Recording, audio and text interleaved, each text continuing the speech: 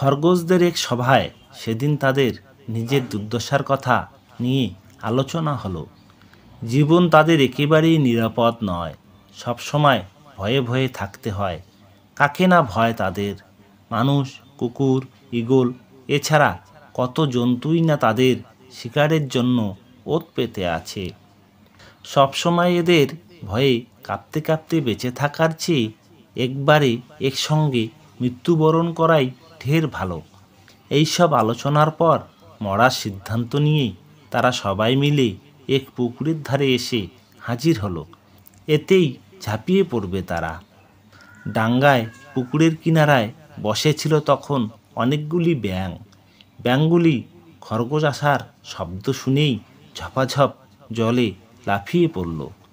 ব্যাপার দেখে খরগোশদের মধ্যে মাথায় যার একটু বেশি বস্তু ছিল, সে আর সবাইকে ডেকে বলল, দেখছ তো, আমাদের চেয়েও বেশি ভয় করে চলতে হয় যাদের, এমন জীবও জগতে আছে। সুতরাং আমরা মিছিমিছি মরতে যাই কেন? নিজের চেয়ে বেশি দুর্দশাগ্রস্ত কাউকে দেখলে লোকের মনে কিছুটা সান্ত্বনা মেলে।